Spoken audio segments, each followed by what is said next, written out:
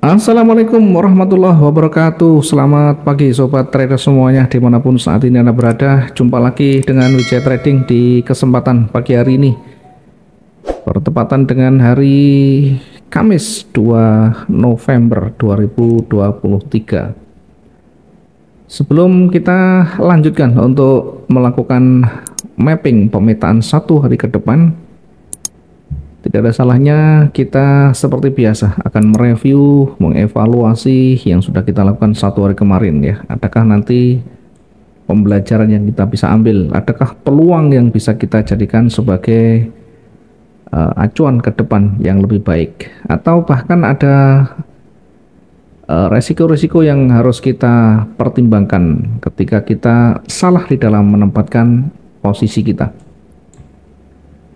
Baik, kita awali dari yang sudah kita buatkan satu hari kemarin. Kalau boleh saya kembali review sebentar ya. Kita perkirakan pergerakan itu akan diuji dulu ya, berada di area support di sini. Kemudian kalau dia mampu menembus maka akan berpeluang lanjut turun, kalau tidak mampu maka akan berpeluang memantul. Berada di area ini, di area warna kuning ini tidak ada pergerakan signifikan ke bawah, yang ada mencoba untuk menekan gagal dan kemudian naik ke atas. Kemudian sampai di atas juga demikian ya, meskipun di posisi buy tersentuh namun tidak bisa menembus target yang kedua, dia hanya menyentuh saja, habis itu kembali turun. Artinya sebagai area uji yang pertama tidak bisa ditembus, maka berpeluang akan kembali berbalik.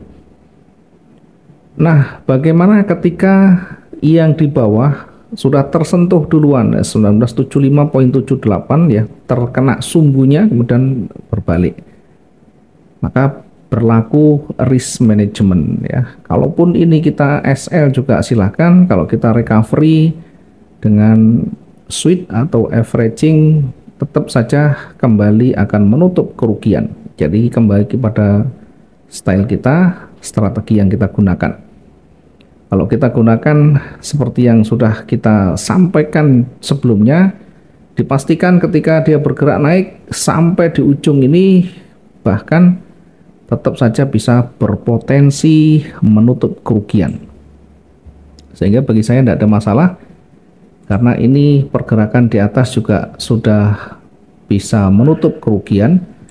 Demikian juga yang di atas ini juga mencapai targetnya ya. Tergantung bagaimana mental kita menghadapi kondisi market ini, atau bahasanya adalah psikologi kita di dalam menghadapi kondisi market. Dan saat kita punya posisi, disitulah tingkat kecemasan kita diuji. Kemudian ketika dia mulai bergerak naik, sekali lagi berada di targetnya, ini sebagai area uji yang pertama. Ketika tidak mampu menembus, yang kita lakukan adalah melakukan pengamatan, mengidentifikasi ya candle yang terbentuk seperti apa. Kemudian bagaimana karakteristiknya. Setelah itu baru kita nanti akan mencari kemana entry berikutnya. Tentu setelah sudah ketemu dengan triggernya. Kalau trigger sudah ketemu, baru kita menempatkan posisi berikutnya. Kemudian di posisi bawah ya, sell di 1975 ini juga kalau tidak ditutup, artinya masih posisinya ada di sana atau baru menyusul dan sebagainya. Kemudian dia bergerak sempat menyentuh target kembali ya di 1969. Tapi lagi-lagi tidak mampu menembus. Ada penolakan yang luar biasa di sana. Kemudian ada perubahan warna yang signifikan, tentu menjadi petunjuk. Menjadi petunjuk akan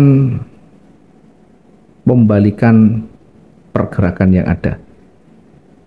Bisa juga di sana ada news yang berdampak ya, tetapi tidak terlalu signifikan. Ya, minimal tetap saja kita lihat dari sisi teknikal. Ada banyak metode yang bisa kita ambil, mungkin dengan menggunakan price action seperti ini, mungkin menggunakan tambahan indikator yang lain yang bisa membantu. Ya, silahkan disesuaikan dengan gaya masing-masing ya. Yang jelas di target yang pertama, artinya area uji pertama tidak mampu menembus, tidak mampu ditembus dengan baik, hanya tersentuh kemudian kembali. Itu artinya satu hari kemarin sesuai dengan rencana, sesuai dengan mappingnya ya. Pergerakan naik dan turunnya tidak melewati dari batas jenuhnya dan hanya diuji di area target 1 sudah tidak mampu menembus. Kalau kita simpulkan satu hari kemarin kekuatan bullish dan bearish seimbang atau sama, maka disebut dengan konsolidasi. Hari ini nanti akan berlanjut ya, akan berlanjut, masih ada penolakan naik dan turun sampai betul-betul salah satu ada yang mendominasi, karena di pergerakan naik pun masih ditolak di sana. Oke, berikutnya kita lanjut untuk memetakan berikutnya ya, biar nanti terlihat lebih jelas. Kita akan hapus dulu dan kita mengawali dengan menempatkan garis-garis trennya ya. Kita ambil dari yang terdekat di sini. Oke, turun. Kemudian koreksi. Kemudian kembali turun, kemudian naik lagi ya, kemudian naik lagi berada di area yang sama, maka berpeluang akan kembali terkoreksi lagi. Nah, sampai di mana koreksinya tentu nanti kita akan uji di area retrace-nya, kita akan uji di area level terdekatnya. Kalau kita melihat strukturnya, tidak ada struktur yang signifikan yang bisa mendominasi ya, semuanya masih berada di area konsolidasi. Di sana pergerakan masih datar, kemudian di bawah juga demikian, tidak ada pergerakan yang signifikan, sehingga meskipun harga ini berada di puncaknya yang terdekat di sini, belum menjamin ini nanti akan break ya ke atas. Bahkan setelah konsolidasi bisa jadi pergerakan turunnya jauh lebih kuat. Nah, kita nanti akan menguji dulu yang terdekatnya. Kita manfaatkan dulu karena berpeluang akan bergerak turun, kita manfaatkan dulu untuk selnya ya, kita manfaatkan dulu untuk selnya.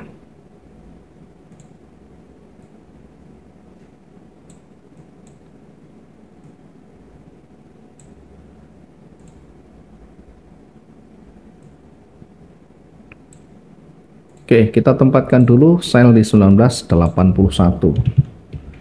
1981.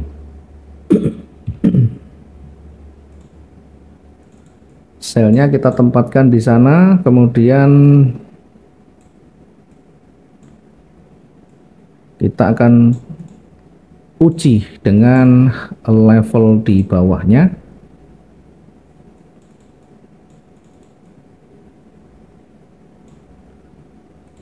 Sekaligus kita jadikan sebagai area target ya, di berapa ini ya,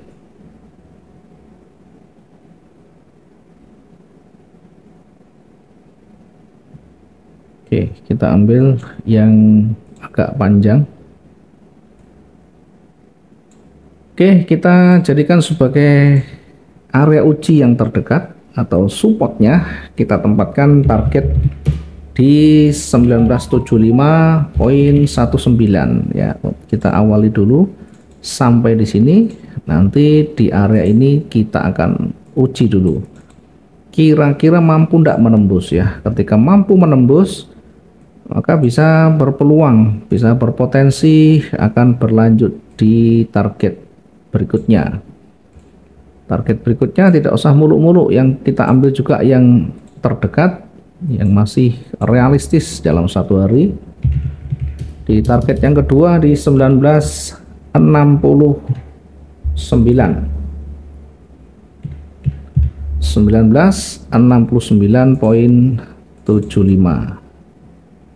Selanjutnya di batas maksimum hari ini atau jenuh jual hari ini kita perkirakan. Oke, kita coba untuk lihat dulu.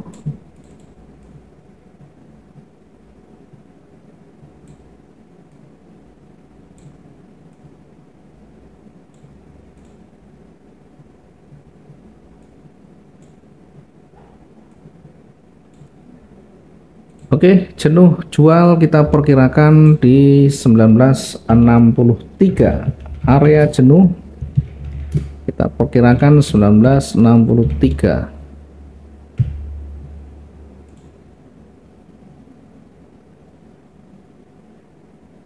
Kemudian kita beralih ke sisi atas ya. Kita beralih ke sisi atas. Kita tempatkan posisi buy-nya di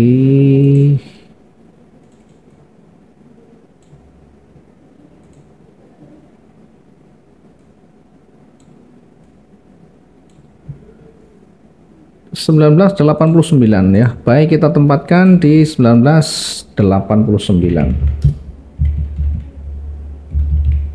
Oke, kita uji dulu apakah nanti akan berpotensi di sana. Ingat banyak sekali penolakan, tetapi tentu kita bisa mengambil semuanya. Yang paling penting kita siapkan antisipasi, kita siapkan resikonya nanti ketika dia betul-betul berbalik ya. Satu posisi tersentuh yang kita pertimbangkan nomor satu adalah bagaimana menempatkan resikonya.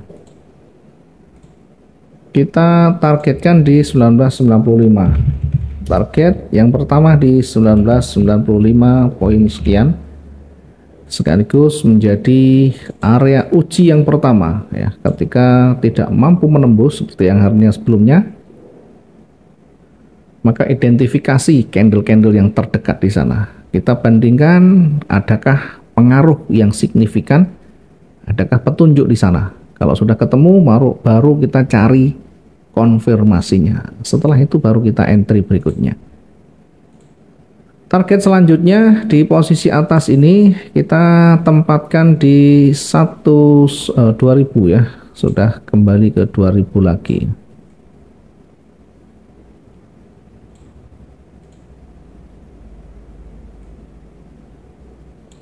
Oke, untuk target yang di atas berikutnya. Target yang kedua kita tempatkan di 2001.34. Sekali lagi ini juga bisa menjadi area uji yang kedua. Nanti kira-kira di area di situ mampu tidak menembus, mampu tidak break di sana. Mampu atau tidak mampu nanti kita lihat bagaimana kondisi candle yang terbentuk ya. Kemudian kita amati dari sisi karakteristiknya. Apakah momentum yang kuat menembus atau justru penolakan yang kuat di sana. Maksimum hari ini kita perkirakan di ya, maksimum hari ini kita perkirakan di 2000. Kita ambil yang banyak disentuh ya, 2006. Ini kita menempatkan sebagai area jenuh beli di 2006 poin sekian ya, 79. Kita tempatkan untuk area jenuh di 2006 ya, koma sekian ya, kita tempatkan 2006 saja di sana. Oke. Ini jelang-jelang NFP dirilis ya, pasti ada gejolak malam ini, nanti pasti akan ada gejolak nanti. Kita tandai untuk area jenuhnya baik di atas maupun di bawah sebagai bentuk kehati-hatian ya kita nanti ketika mendekati area di sini. sehingga tidak terjebak mengambil posisi-posisi sell ketika harga di bawah dan menempatkan posisi buy ketika harga di atas. Diingat, kita bukan menggunakan swing trading, sehingga perhatikan waktu, ada batasan waktu yang harus kita perhatikan, ada daily range yang harus kita perhatikan, termasuk struktur nanti yang sudah terbentuk seperti apa. Kalau suatu hari sudah tidak mampu untuk mencapai, maka biasanya akan dilanjut di hari esoknya. Ini yang bisa kita sampaikan untuk pagi hari ini, mudah-mudahan bisa bermanfaat bagi teman-teman yang belum ada rencana, belum ada gambaran. Mudah-mudahan bisa menjadi referensi pembanding, dan harapan kita tentu semuanya bisa kecipratan profitnya, meskipun tidak selalu maksimum, setidaknya ada konsisten di dalam profit dalam setiap harinya. Terima kasih, sampai ketemu di NFP besok ya. Assalamualaikum warahmatullahi wabarakatuh. Salam profit dua arah.